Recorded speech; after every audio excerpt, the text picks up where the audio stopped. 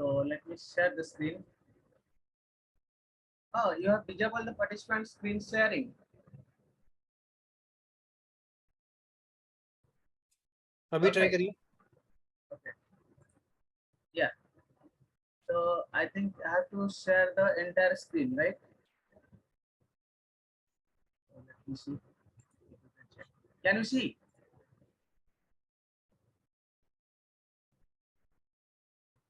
Topological Hall effect. Yeah. ठीक है. So Yes, can I madam. start? Okay. So you all can see the screen, right? I can. Okay. So may I start? Yes, you can start. Okay. So good morning all. Today we will be discussing on one of the family members of the very large family called Hall effect.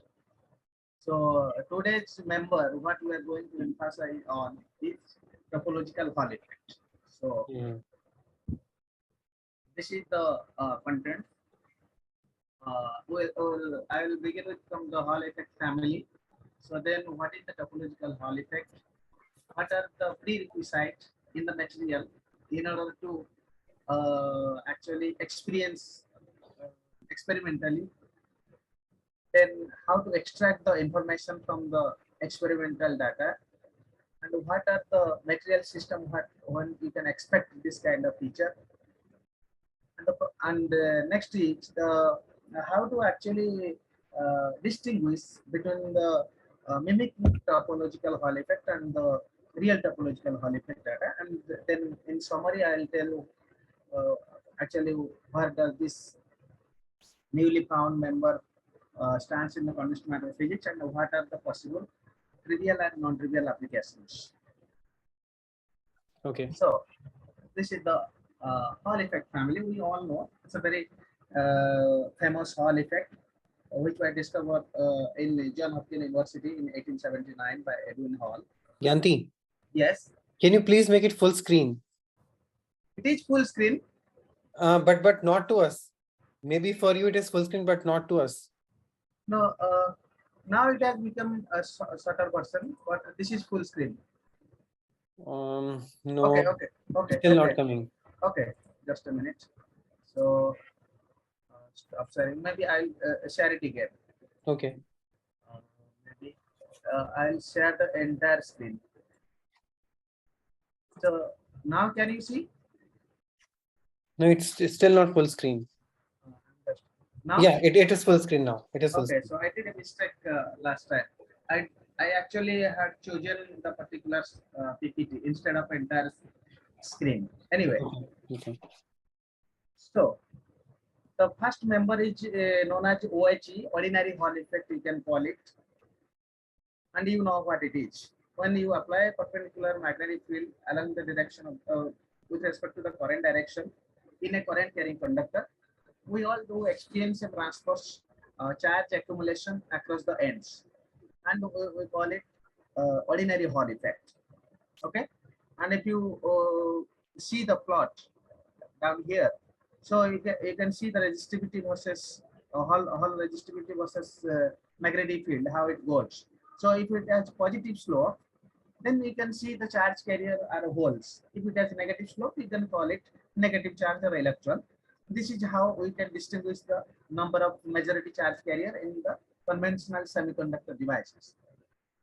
Then after 1 year, but mind you, this is the non-magnetic semiconductor. But when you perform similar experiment in case of magnetic material, you at least experience the signal which is 10 times stronger as compared to the non-magnetic semiconductor.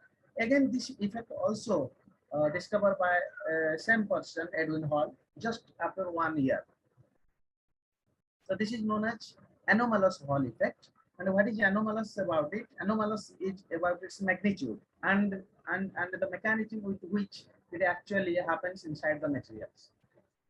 And if you look at this plot, ray diagram, so you see this is the hysteresis that clearly convey the information about the nature of the material.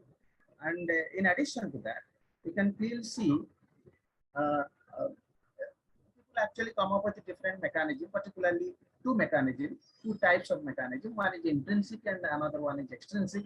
Extrinsic is further classified into two different classes. One is screw jump scattering, and next one is side jump scattering. They both are originated from the defect and impurities. But these are belongs to extrinsic mechanism. It has nothing to do with the internal electronic wave function or the band structure of the material. Instead, the intrinsic mechanism goes under the name of Berry phase mechanism. Anomalous Hall effect. We'll discuss in more detail what it is and how does it come about. Sorry, Gyanti, Yeah, does extrinsic mean that it will depend upon the external field?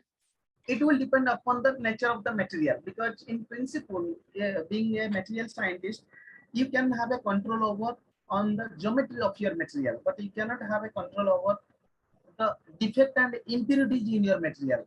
Okay. You can actually reduce it. You can actually reduce it.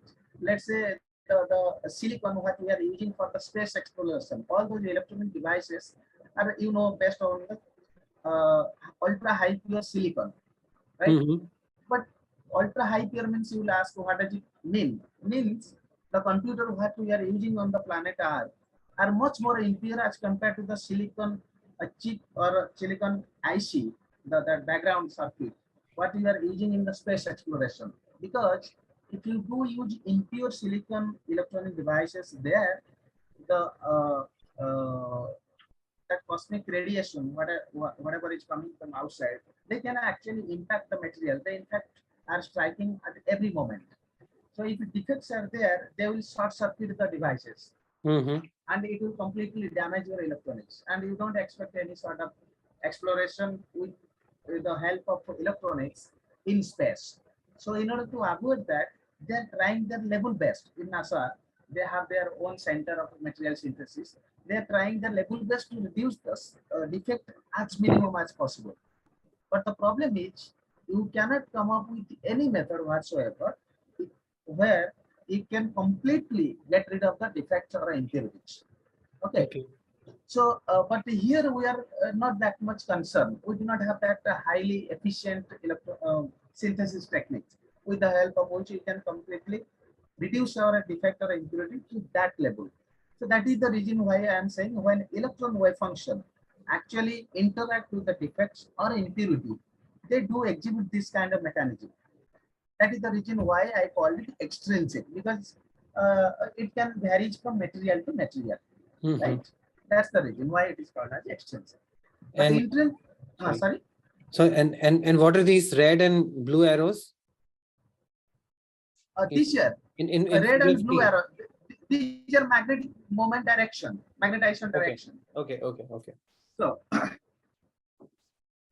but okay, I'll discuss that and I'll distinguish. So then came in 2004, this P. Bruno et al. They actually discovered a totally different kind of signal. You can see in the figure D. They found the peak and the dip in the same RHB plot or resistivity and Hall plot, that Hall plot. Mm-hmm. But they could not explain it, where is it coming from and what is its ultimate nature. So finally, they have actually named it topological Hall effect. But actually, if you see, I'll tell you in a moment, it is not topological. Or if you can ask me the more non-trivial question like, what is topological about the topological Hall effect? Mm-hmm. So yes, so that's what I would like to emphasize. So before I get into that in more detail, so let me tell you some basic ingredients for that. So we will be dealing with scalar spin chirality, vector spin chirality, and fermion. You all know it. Means what it is. These are the different spin arrangement, and if you actually see the vector spin chirality, it is the control of magnetization by polarization current. What does it mean? Means we know the intrinsic origin of magnetization is unpaired spin. So how those spins actually have arranged themselves in order to minimize the total energy of a system, that gives rise to the different sort of phenomena or effect. We call it a vector spin chirality or scalar spin chirality or Fermion. All these things are different arrangement of individual electron spin on a specific in a specific circumstances in a given material. Let's say, suppose here in scalar spin chirality, here you can see the frustration. Clearly, you can see the frustration. Fermion, you can see there is a perpendicular magnetic anisotropy and the Dielectric-Moria interaction, and spin orbit coupling has very less effect here. So these are different arrangement as I was telling. You can experience various kind of arrangement of the spins or group of spins under different constraint. So the application is means the entire motivation behind the research of all these kind of non-trivial or very highly ambitious project is to get rid of this resistance flow of current with resistance. So we need dissipation less current. So that is the reason why there is a boom of research among the research community about the topological insulator, topological wire emitter. All these things you are very familiar with. That is the reason, because in integer quantum Hall effect we can experience uh, resistance less or non-dissipative edge state, which can carry the current for long time without any dissipation. Okay. Yes, that's the and maybe you can ask me the question, whatever. We will discuss it in more elaborate way. Now, so Scorpion, this thing I just do not want to discuss in more details. It is a topic by itself. But one thing I just want to tell: spin chirality. You can see this is a vector triple product, and this is the thing. This is the arrangement of a three individual spin or triads we call it. Then you can experience a very curvature. Okay, so I will tell why do we need this very curvature, and remember the unique distinction between the very curvature what we often discuss in the context of fundamental or elemental quantum mechanics is that very curvature or that very phase what the electronic wave function acquires due to the adiabatic evolution or of a closed loop in a parameter space is in the momentum space, but when it comes to the spin chirality, it is in the real space. That's the distinction. Or you can put it in a single word. You can experience the anomalous Hall effect due to the very curvature in the momentum space, but you can experience the topological Hall effect due to the very curvature in the real space. That's the difference. Yes. Okay. So here, I just wanted to distinguish. Candy, Yes. can you please? Yeah. So and what is the meaning of taking derivative of a spin? Because on the RHS you're taking some kind of gradient over Right side. Yes. It's a very good question. It's a very good question. It is actually gradient. Gradient means the how that it changes over the position or spatial variation. Okay. So if you look at this figure, if you can see my cursor. Oh, okay. So you can see the spin at every moment. The orientation of the spin does change. Okay, I now understand. Okay. So, yes, that's the requirement. Okay. And is this okay? No, perhaps there is no meaning of. So what because you have been telling about some kind of topological invariants. Yeah. So like, Okay. for example, Chern number, etc. So is Fermion number, is it also some kind of very perfectly followed and understood. I just want to say, if you look at imaginary sphere it is, and actually the topological number or Fermion number is known as actually how many number of times this spins wraps around the unit sphere. That's the number. Okay. Or how many times this spin actually orbits about this solid angle 4 pi. That's its Fermion number, and which is very much robust, and probably it is related to the topology of this spin arrangement. That is why it is known as topologically protected Fermion number. Yes. So these are the prerequisite or necessary requirement in a material in order to experience the arrangement what we have been discussing in a real material. So you need to have antisymmetric exchange coupling and a Delitzewski-Moria interaction. Delitzewski-Moria interaction is just this thing with a Delitzewski-Moria constant Dij to Si dot across Sj. So what it says, it will not allow the spin to arrange in a linear or in a planar way. It will always enforce the spins to arrange in a non-linear and in a non-coplanar way. That's what it is. Fermion. That is a non-linear as well as non-coplanar. Then only you'll get this thing. And for that to occur in a real material, you need this kind of interaction, Delitzewski-Moria interaction, or you have to have perpendicular magnetic anisotropy, or you have to have an inversion vacuum symmetry, asymmetry, like that. You need some non-linear and non-coplanar spin arrangement. And where will this DMI will come from? DMI stands for Delitzewski-Moria. So it will come from the spinner coupling as well as broken inversion symmetry. Okay. So any material which satisfy these two conditions can be expected to display the Skyrmian feature. Okay. But if you look at the topological Hall effect, you don't need a strong spin orbit coupling. Instead, you need actually the very curvature in the real space. Then only you can get this. Otherwise, as I was telling you, this is the real point I just want to emphasize. One has to understand very clearly what does it mean by very curvature in the momentum space? What does it mean by very curvature in the real space? Very curvature in the momentum space means, if you look at this thing, this is the very curvature in the momentum space. If you do discuss about the intrinsic origin of anomalous Hall effect, it originates due to the very curvature of the electronic wave function in the momentum space. So what does that electron then experience? It experiences as if there is a spontaneous magnetization. Okay, there is a spontaneous magnetization of the material, which is actually contributing to the Hall effect. That is the region.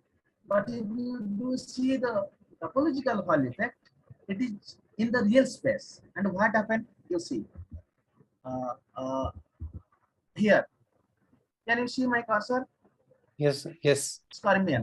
So now imagine there here is my conduction electron. Let's suppose if it will pass through this Skyrmian, these are nothing but the spin arrangement in a special way. So at this moment, the interaction between the conduction electron spin and this spin will different as compared to this point, as compared to this point, as compared to this point, and so on. That means that every individual position, especially the interaction between the conduction electron and the spin is changing, right? So as if the electron is experiencing a different magnetic field in the real space, because you know the individual spin is the source of magnetism, fundamental. That means conduction electron actually experiencing the different magnetic field at every individual position while it passing through the Skyrmian or spin chiral structure. Okay, putting it otherwise. But no, this one. Yes. Yes, this is the whole difference between the anomalous Hall effect and the topological Hall effect, because people often get confused. In both the cases, literature says anomalous Hall effect originates due to very curvature. Topological Hall effect originates due to the very curvature. Then you will suddenly ask me, then why the hell are you calling one is topological, one is anomalous? So this is the difference. And remember, the very curvature in the momentum space doesn't need this spin chiral structure. It doesn't need that. But if you that you need a band structure where electron actually pressing a closed loop adiabatically in a parameter space. That is why it is acquiring the very phase in the momentum space. But if you see this spin arrangement, let's say S1, S2, S3, this is very much in your material. It is real space. So if they are in frustrated arrangement, they will produce a fictitious magnetic field. But this magnetic field is actually changing with respect to the position. Okay, that's the difference. Now we'll go forward with this. So, topological Hall effect actually could have been called spin chirality Hall effect. because it is actually originating into the chiral spin structure in the real space. Okay, just because those chiral spin structure actually is protected by topologically protected one integer which we call it Fermion number. That is why it is known as topological Hall effect. And we are just following the previously reported literature. Otherwise, you can also very much call spin chirality Hall effect, because this Hall effect actually originating due to the chiral spin structure present in the material. If you see, coming back to my this figure, why does this peak and dip is coming in my RH and B plot? It immediately indicates there is existence of this chiral spin texture. This is the Fermion presentation. Okay, can you see this one? Yeah. Yeah, that, or you can use topological Hall effect to investigate, to check whether there is a non-trivial spin chiral structure present in your system or not. And if, okay, so now come to the possible spin texture in the real magnetic materials. First one is, if you do have non-central symmetry or you do have inversion symmetry breaking, then you can expect Scormion, anti-Scormion, Neron, bubble to present in your system. And this Fermion not only characterized by its Fermion number, it also characterized by its vorticity and its winding number, and other requirement is also there, which actually distinguishes or differentiate among the different Scormions. If your system actually possesses interface symmetry breaking, let's say you have actually heterostructure. So across the interface, symmetry might be breaking. So in that case, you may get the nil Fermion. Geometric frustration, you can see the tetrahedra or Kagom lattice, non-coplanar magnetism or scalar spin chirality, as we were discussing. This kind of spin arrangement also can be present in your system, provided there is a geometrical frustration in the spin arrangement. Again, another class is competition of magnetic interaction. Let's say in my system, if suppose there is ferromagnetic as well as antiferromagnetic interaction, some glassy nature, then you can expect this kind of uh, bubble or bispermian non-collinear magnetism like this. So if any sort of this structure is present in my system, all these things can be very much investigated in very nicely by using the topological Hall effect. Okay. Candy. Yes.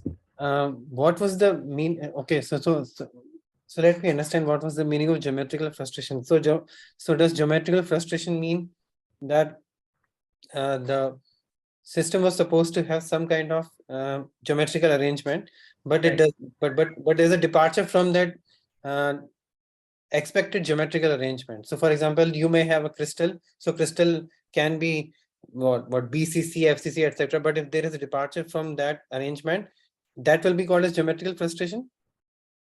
No. That is structural distortion. Whatever you are telling, that is structural distortion. Okay. And of course, you can call it, okay, that structural distortion is nothing but the cumulative average of a geometrical arrangement. Very correctly. It is all about bond angle and bond strength. If whatever we are talking about, BCC, FCC, or all those crystal structures, 7 crystal systems. But here, what we are dealing with, in those lattice points, actually how the spins are arranged, because there are two kinds of phase diagram we are dealing with. Whenever you are dealing with a magnetic material, you are not only dealing with the structural arrangement, you are dealing with the spin arrangement.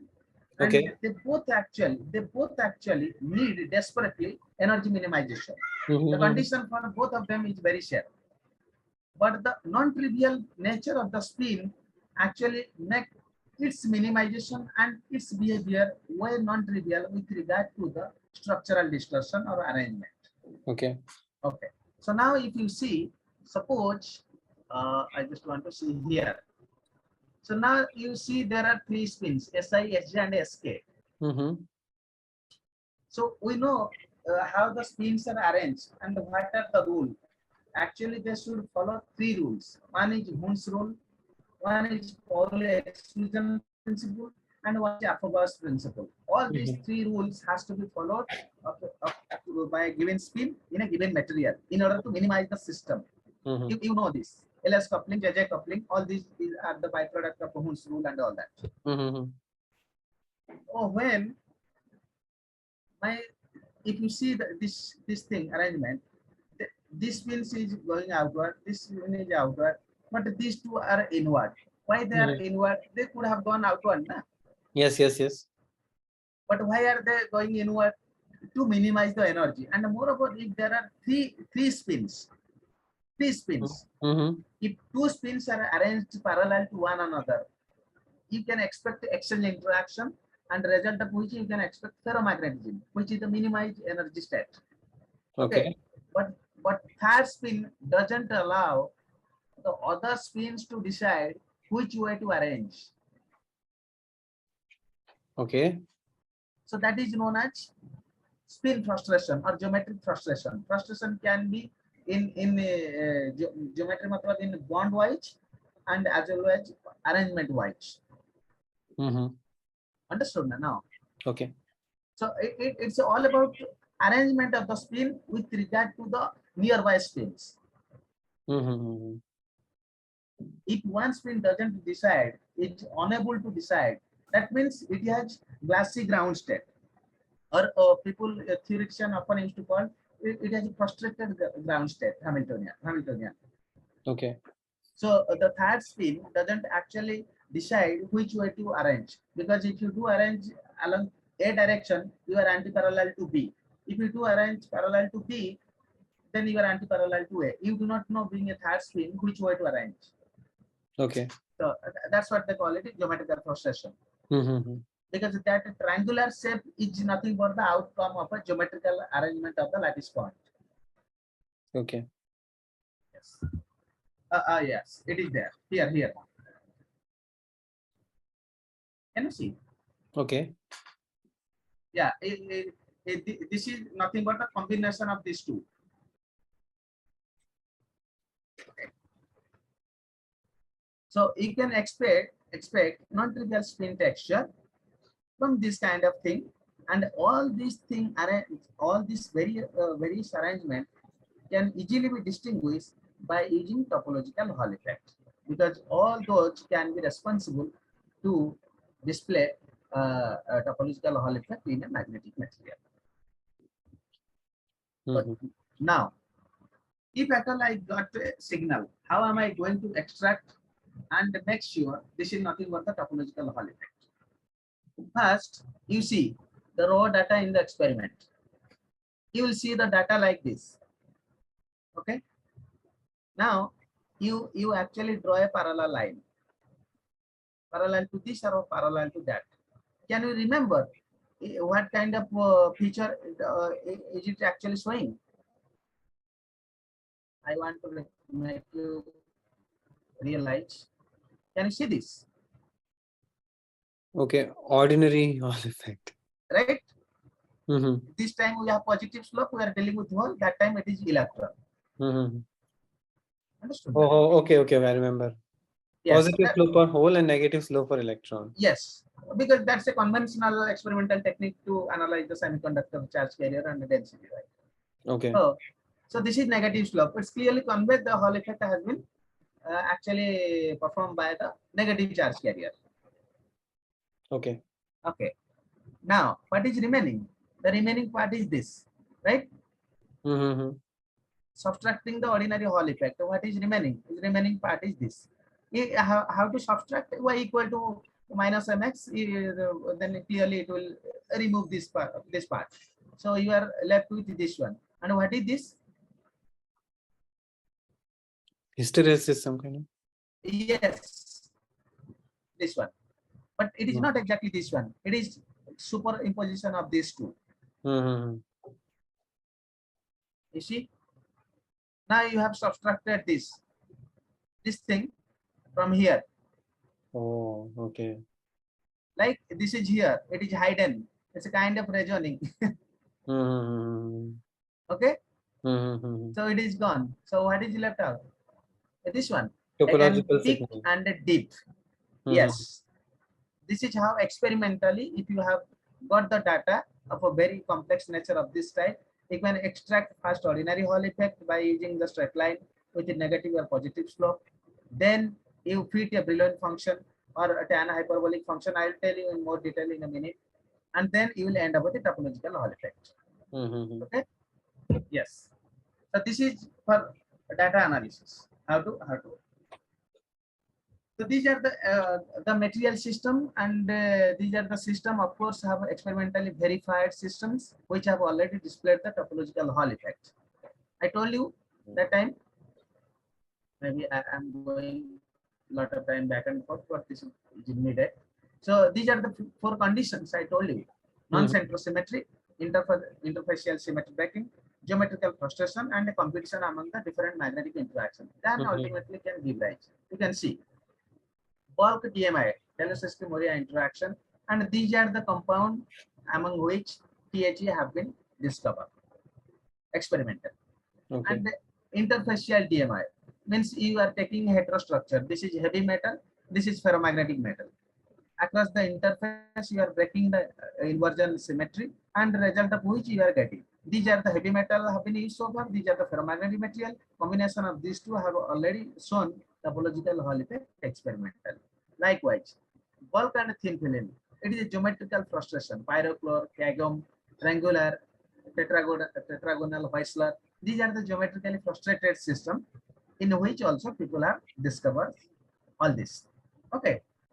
And moreover, you can also engineer the defect and can come up with also topological Hall effect. These are for the experimentalists. What are the material and what are the requirement in those material in order to realize. Now, what is the most essential difference or basic difference between these two? I have already told you.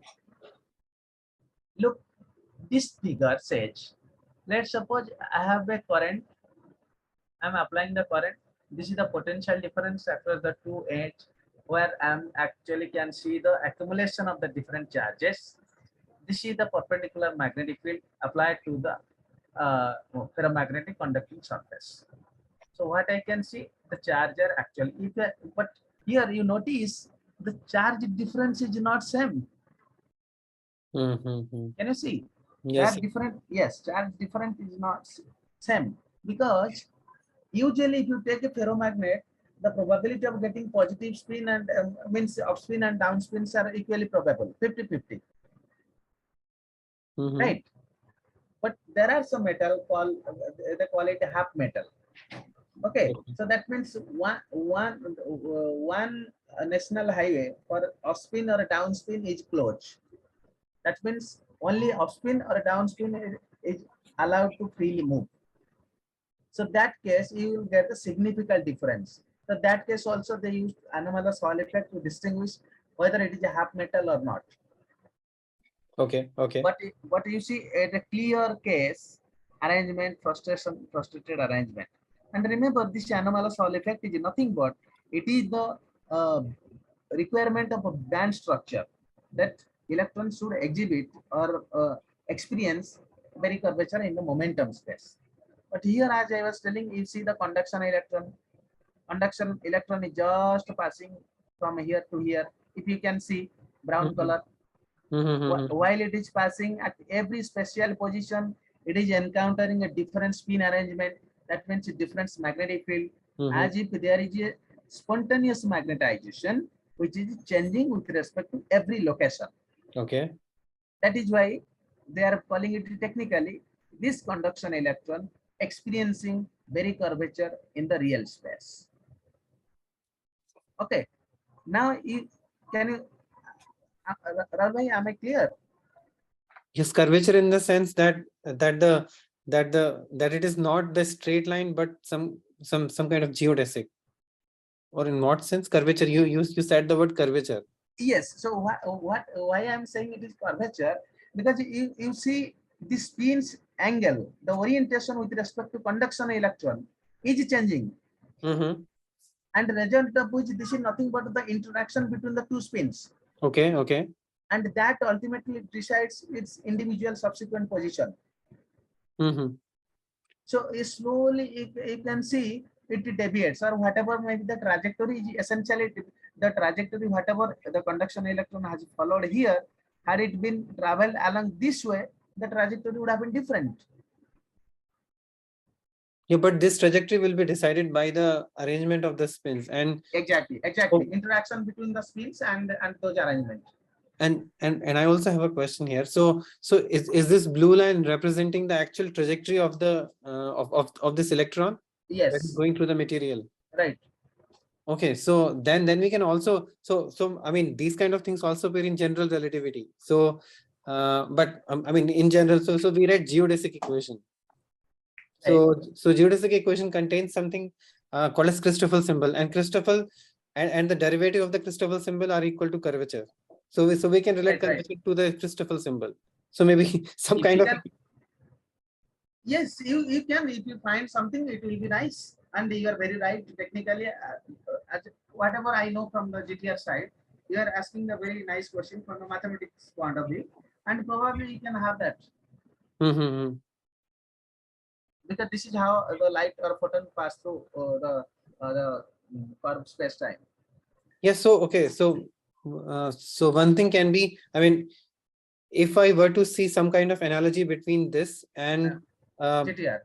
or a curved manifold, for example. So first thing that I would do is to write the metric tensor for this system in some ways. Right. Metric tensor would have some meaning, and from the metric tensor I can derive the quantities I want. For example, I'll first derive the Christoffel symbol, and using Christoffel symbol I can say something about the trajectory. Right. So I'm sure these things must have been done. So these things must have been done.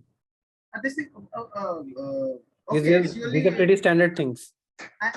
somebody would have tried and would have done also some extent. I am not Mhm. sure, but as Mhm. far as the technicality is concerned, you are very much spot on. Okay.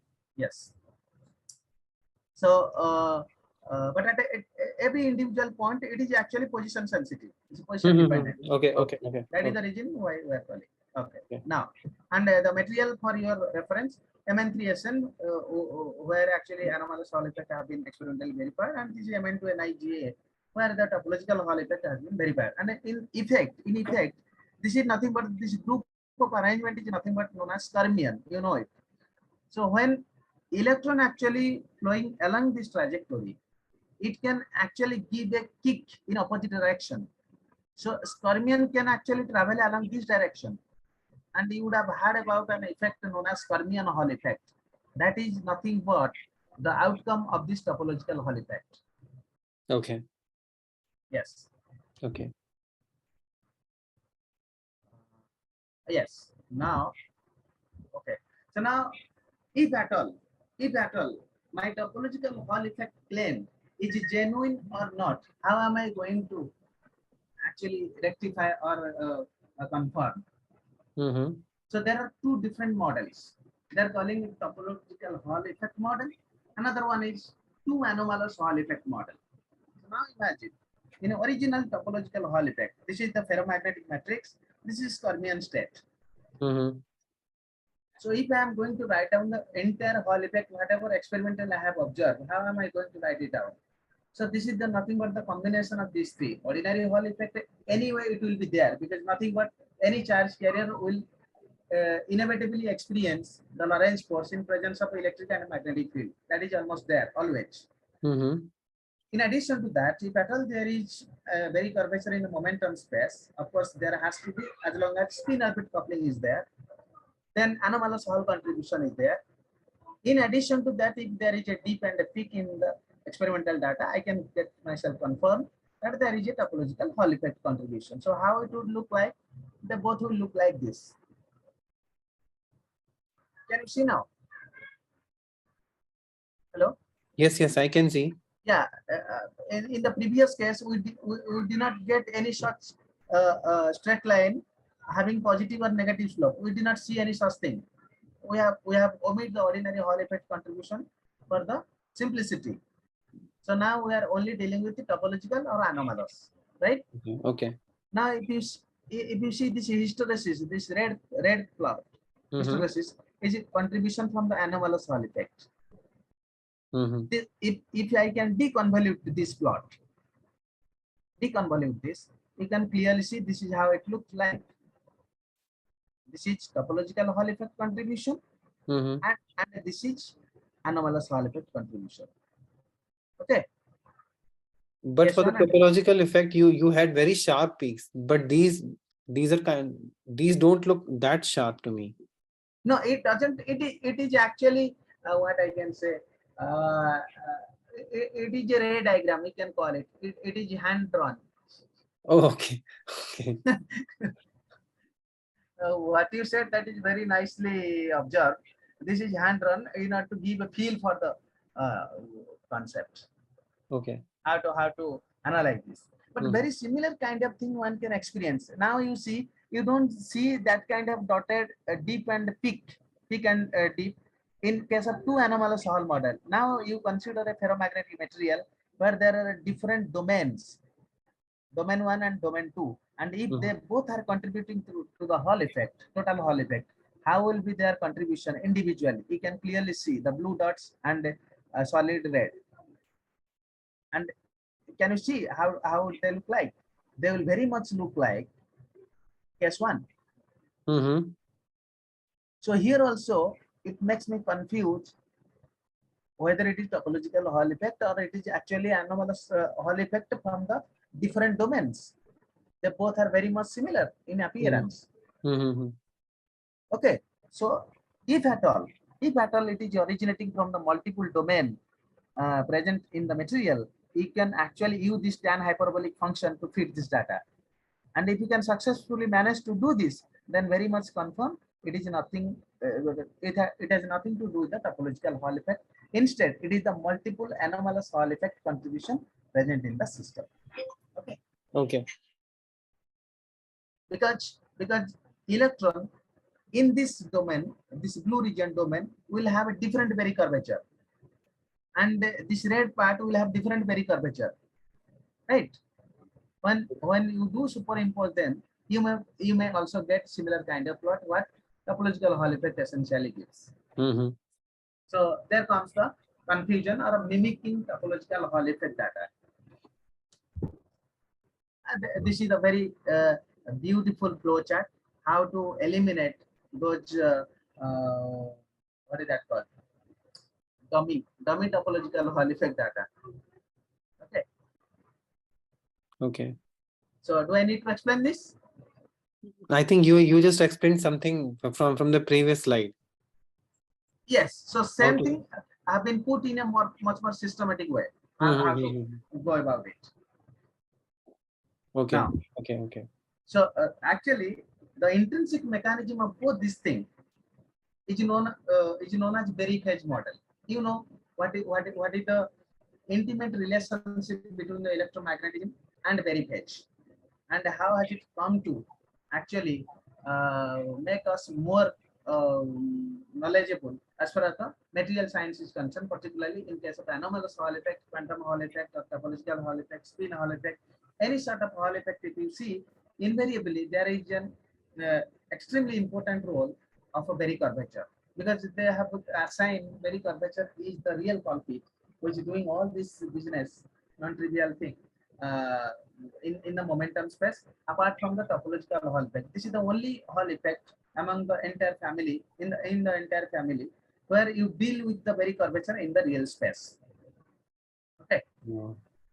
Apart other all members, they often deal with the Berry curvature in the momentum space. And this is the only technique, experimental technique, by which one can transport wise investigate whether in a material there is a non-trivial spin texture arrangement, chiral spin structure arrangement is present or not, whether it is diagram, triangular, frustrated, geometrical, or a defect related, whatever. It all can be without any ambiguity verified. All these things, very connection. How do they related one-to-one counterpart from electromagnetism to the Hall effect analog. And what is the counterpart for the um, electromagnetic field tensor F mu nu in AHE and THE? Is there any? F mu that we are talking about. Okay, mu minus 1. Since they have solved it, certainly it is there in Lagrangian. It is there. I have not mentioned here. Okay. It is there. It is there. Okay. You are correct. You are correct. And what it is called? Same only in the condensed matter counterpart. Here also we are telling very connection, very phase. Same thing is there. Same phase will be there. We'll call it the Lagrangian of. Certainly, we don't call it very Lagrangian. No, I'm just asking you. You see, how do you say that? So you see, so first the magnetic field in defined in terms of the vector potential. Oh, maybe I'm confusing two things together. No. So my question was related to perhaps it's not my question itself is not valid, but I was thinking of like we used to think electromagnetism in terms of Lorentz invariant theory. So okay. So then we write all the fields in terms of the vector potential. Yes, or the four component vector potential. So, and then we take the derivative of the vector potential, and then based on that we define the electromagnetic field tensor. Right. Correct. So perhaps those kind of things are not required in the case of anomalous Hall effect and the topological Hall effect, because so, actually, Ralbhai, whatever I have understood from your question, that if it is not there, then probably people will be trying to write it down in the context of condensed matter setting. But one thing I am sure, how have they derived these quantities? They have write down the electronic wave function in the condensed matter setting, like in a periodic potential. Then they have applied the elementary quantum mechanics formalism and just normalize the thing and come up with this condition. So okay, so the thing is, my question will only be valid in case when we need this system. So for example, we know that electromagnetism is invariant in the Lorentz transformation. Right. So do we need that kind of symmetry in the condensed matter system also? No, that's a very good question. It's not needed. Now I understood the question. Okay, Now, it's not needed. Or putting it otherwise, it will be useful at least for Nikhil that then you know, Rahul bhai, whatever the high energy particle physicists have predicted, the number of particles has to be realized in the high energy physics domain has to follow the Poincare gauge, right? Poincare symmetry. Poincare Yes. symmetry only. Yes. That Lorentz boost and Lorentz transformation and some boost, right? Space-time translations. Space-time translation. So if you say Lorentz transformation, you are already including boosts. So if you say Lorentz invariant, you are saying that it is invariant under boosts. It is invariant in the rotation. Yes. Rotations, and then if you say it's the Poincare group, then you also say that it is invariant under space-time translations. Yes. So I'm telling it is under Poincare gauge symmetry. So high energy physics. Yeah, you should don't have to use gauge. Poincare symmetry. Yeah. Okay. So gauge symmetry will mean something different. No, why I am saying, because they are often calling it very phase and all that as gauge symmetry. Okay. So that is the reason why I am telling, but technically you are correct. So depending upon the requirement and circumstances, one has to tell. Yeah, but the thing is that the Poincare symmetry, Poincare gauge symmetry would mean somewhat different thing. So when I'm saying, one thing, maybe I can tell. So whenever I'm let's suppose I'm telling magnetic vector potential. So it's we're dealing with the gauge potential, right? Yes, we're dealing with the gauge. Yeah, we call it that way. But when I'm saying gauge symmetry, I actually mean some kind of transformation of fields under. Okay. So let's say when I say U1 gauge symmetry, I'm saying, or at least in the case of scalar field theory, so I'm saying that the scalar field will not change under given phase. Yeah. So for example, when phi goes to exponential I alpha times phi, so the field theory will remain unchanged. So exactly, I am asking that only. So maybe in magnetic vector potential that gauge is hidden, but ultimate aim to find out the vector potential is that not it will remain sorry, field equation will remain intact no matter whatever may be the form of your vector potential. The constant is gauge symmetry. Yeah, yeah, okay. So when you do the gauge transformations, okay, so maybe it's confusing. So perhaps these are related. I mean, I'm not so sure about that, but perhaps these are related. But Anyway, we understood each other, but maybe we were unable to put it in words. Okay. Okay. So what I am telling, so people often ask these questions. So as per the high energy physicist prediction, how many number of Dirac fermion, Wild fermion, Schrodinger fermion, how many number of fermion one can expect in high energy? There are 4 types in my knowledge. 4 or 5 types only. Because number 1 is Schrodinger, number 2 is Dirac, number 3 is Wild, number 4 is Majorana, number 5 is Ramos Wild. So, but if you see the condensed matter, there are not many fermions, so many, because the space group symmetry in condensed matter physics is 230. That many symmetry, and the material which can exhibit one sort of symmetry can exhibit one type of fermion, and the corresponding counterpart in high energy physics hasn't been predicted so far. So the domain of the condensed matter fermion is way larger as compared to the high energy domain, because of the symmetry rules they follow. Okay. Yes. Okay. So I just would like to summarize. So this is how it is. The topological Hall effect mechanism, we have discussed the Berry phase model, 2 Anomalous Hall model, and what are the material requirement where we can expect is this: bulk or interface dialysis memoria or extrinsic mechanism. Likewise, this is the origin. This is much more important. Intrinsic and extrinsic effect I have already explained. Then they can also change the sign depending upon the chirality or polarity of the spin texture, or a transport lifetime when there is a strongly correlated electronic systems. And then the material perspective. What are the material one should investigate in order to realize the topological Hall effect is this. And finally, the application, which is the most important and the ultimate reason of motivation of doing this kind of research. How to detect the topological spin texture? Then one may ask, okay, I found a topological spin texture. So then what to do with that? So people actually have been trying it to use it as a quantum qubit, because it is topologically robust. Information processing, because it has not dissipative flow, and it doesn't take much energy to actually translationally change its position in a device. And it is a solid state memory device which can be used, and above all, it has a very long quantum scattering lifetime, which will give enough time to tune as per your requirement as a material scientist. Then measuring the size of fermion, smaller it is, better it is.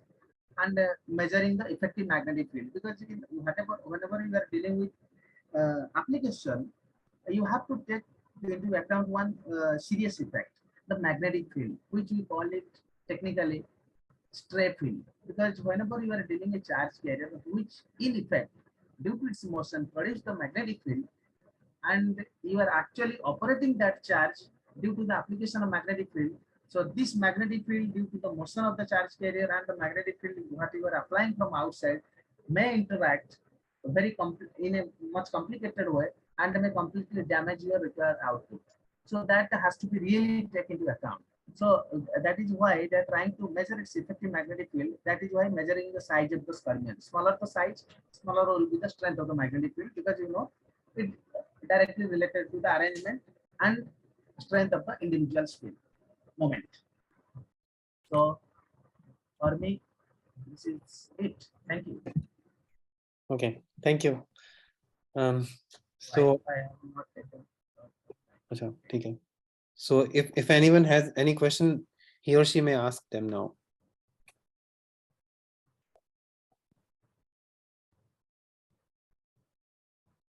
No question. So probably I haven't presented well.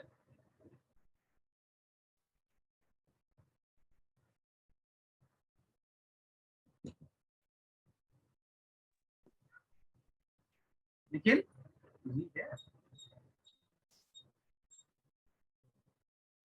Nikhil? Hello? Mute है.